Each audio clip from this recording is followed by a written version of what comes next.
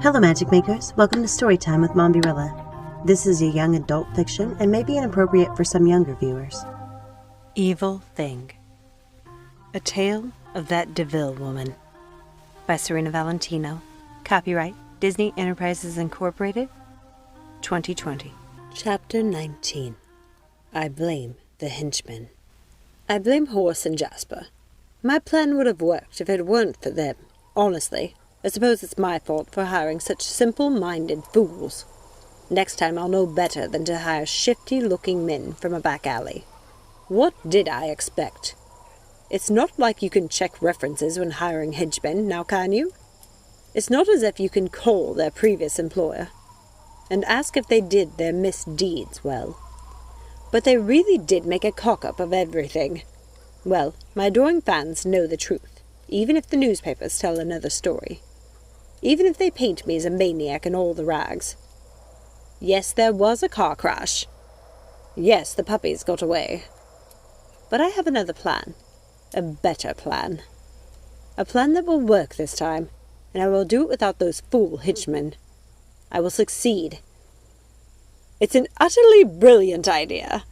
And the Ratcliffes, well, they're playing right into my hand, aren't they? Gathering those dogs together, all in one place. But we're jumping ahead. I know what you want to hear about.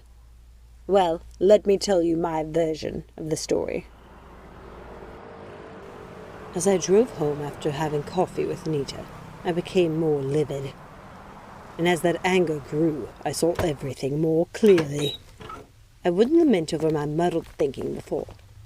I wouldn't question why. None of that matters. My only regret was doubting my mamma. She was the most magnificent woman I had ever known. Self-possessed, beautiful, rich, and always dripping in furs. She showed me how much she loved me by giving me furs, for as long as I could remember. And always with the same message. Distinguish yourself. Well, I decided I would. And I would redeem myself in her eyes. For the times I drifted away from her and doubted her. I would finally be able to show her my love, the way she had shown me hers, and I would show her I was a strong, capable woman, just like her, able to survive even the greatest of heartbreak and misfortune. And if I happened to take down my enemies in the process, well, simply splendid. And I still will. Just because those dolts ruined everything the first time around doesn't mean a thing. I never should have trusted them with the job in the first place. I can't believe I gave those idiots the rest of my money to buy every Dalmatian puppy in every shop, only for them to lose them along with Perdita Pongo and their puppies. Perdita was rightfully mine, and so were her spotted little beast. Never mind. I will wait. I will wait until the time is right. I was in too much of a hurry. I see that now. I should have kept a closer eye on those fools. I should never have left them and those puppies alone in Hell Hall. But I couldn't wait. I had to tell Mamma what I had in mind.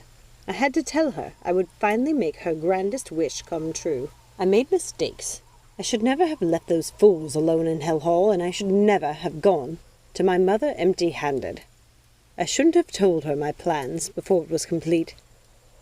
I see that now. I've learned my lesson. I mean, darlings, you've already read about it all in the papers, haven't you? It would be boring for me to tell you about it. But let's say you don't read the trash rags, or have somehow never picked up a newspaper in your life, or seen my face splashed all over the news.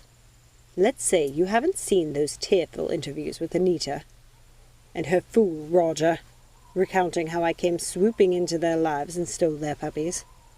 I know you have, but for argument's sake, I'll tell you anyway. I called Anita shortly after our coffee date, and I told her everything I had originally planned to tell her that day. How she was right, how I detested my mamma, how she'd taken everything from me. Not that I meant a word of it, mind you. But I had to make her believe. I told her to make her sweet, simple soul sorry for me. I wanted those puppies. And who better to give them to than a heartbroken, abandoned widow? As I predicted, Anita agreed that I could have them. She always was a simple fool. But I made a tragic mistake. I went by the house to say hello and check on Perdita's progress. I should never have tried to pretend Anita and I were still friends. What I could hide easily on the phone was impossible to conceal in person. My contempt for her, Roger, and their stupid dogs was written on my face. From the minute I first looked at their dull faces, I couldn't stand to be in their hovel of a home, and Roger knew it. At the time, I thought I'd played my role remarkably well. I was the sad, lonely wretch I needed to be, so she would feel sorry for me and give me those puppies. I played the role magnificently. I stood on the doorstep, ready to make my grand entrance, when I heard voices inside. That fool Roger was singing. Oh, it was too much, I tell you. Then I heard the words of the song. He was singing about me. Evil thing, can you believe it? Rage seethed through me. Well, I would show them. I would give the grandest performance of my life. And then it happened.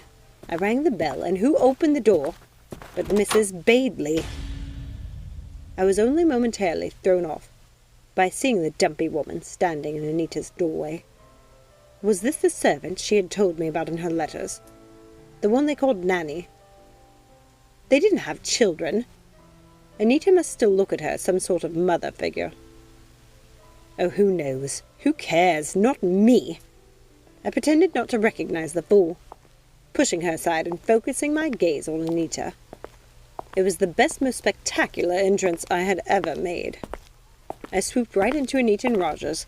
I walked into the house, and I was ravishing. Black dress, jade jewelry, my white fur coat lined in red, and red shoes. "Anita, darling," I said, my arms outstretched.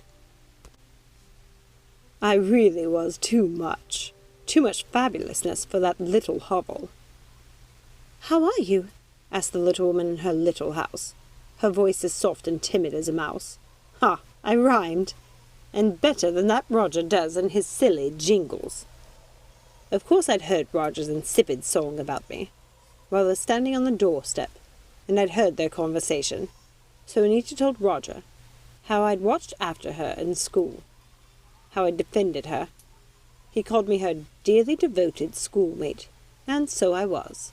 Now I was going to call in on that friendship. It was time she repaid me for all the trouble I'd gotten into, standing up for her. Time I was repaid for all those nights she lived in my house, ate my food, and grew close to my servants.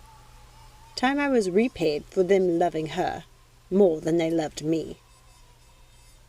And then I remembered I was supposed to be striking a tragic figure, not an impossibly magnificent one. I thought I'd better tone it down. I had to remember I was the grieving, abandoned widow, after all. I was lonely and sad, and needed puppies to bring cheer to my dreary, empty life. "Miserable, darling, as usual. Perfectly wretched," I said. I had to keep up appearances, didn't I? Perdita was nowhere to be seen, and that goofy-faced Pongo was under my feet as I searched their little flat, trying to find the wretched beast. Where are they? Where are they? For heaven's sakes, where are they? Where was Perdita?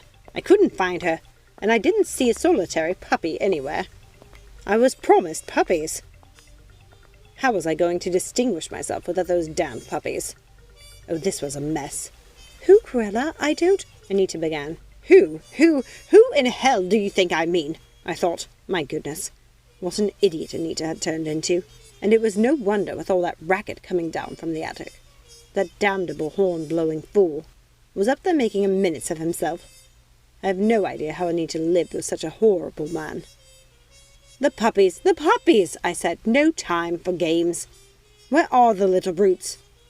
I almost let the puppy out of the bag with that one. Cruella, watch yourself. Anita needs to think you want to love and protect the beast.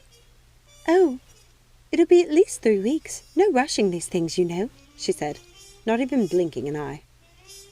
Maybe she hadn't heard me call them brutes. Roger was playing his music so loudly I could barely hear myself think. "Anita, you're such a wit," I said, deciding I needed to butter her and that wretched Pongo up. Here, dog, here, dog. But the beast only growled at me. Cruella, isn't that a new fur coat? Asked Anita. I guess it was new to her. It was the coat Mama had gotten me for my 25th birthday. But I wasn't going to tell her that. As far as Anita knew, I now hated my Mama. My only true love, darling. I love furs. I live for furs. I worship furs. After all, is there a woman in all this wretched world who doesn't? And it was true. My plan was coming together, even more. As I heard my own words, there wasn't a woman alive who didn't love furs, and my mother was clearly no exception. She loved them even more than I did. Good grief, I thought. Does that horrible man have to play his horn so loudly? It really was getting on my nerves. Oh, I'd like a nice fur, but there's so many other things, Anita started to say, but I cut her off. Sweet, simple Anita, I know. This horrible little house is your dream castle, I said. And poor Roger is your bold and fearless Sir Galahad, I said, laughing. Oh, Cruella, Anita said quietly. I knew that tone. It was the one she used when I had gone too far. She used it all throughout our childhood. The condescending little twit. But I had forgotten myself. Don't be a fool, Cruella. Don't mess this up. Pick another topic. Say something sweet. And then, of course, you have your little spotted friends, I said, transfixed by a photo of Pongo and Perdita. Oh, yes. Yes, I must say, such perfectly beautiful coats. I had to get out of there before Anita realized what I was up to. It was clear Pongo didn't trust me. And I have to admit, I found it difficult playing my role. It was like the day when I had yelled at Jackson and my mama after Jack died. I'd seen myself acting out, saying things I hadn't intended, but I couldn't help myself. The same thing was happening with Anita. I'd have it in my head to say something sweet to her, say something kind about the fool Roger. But when I opened my mouth, only the truth came out. I had no idea what was happening to me. It was maddening. Won't you have some tea, Cruella? Anita asked. But I had to go. If I stayed one more moment, she was going to catch on. No, I've got to run, darling. Now let me know when the puppies arrive. You will, won't you, dear? Yes, Cruella, Anita said, like the good girl she was. She never could say no to me. Now don't forget, it's a promise, I said, and I left as quickly as I could. See you in 3 weeks. Cheerio, cheerio, darling. The plan started out well enough, wouldn't you say?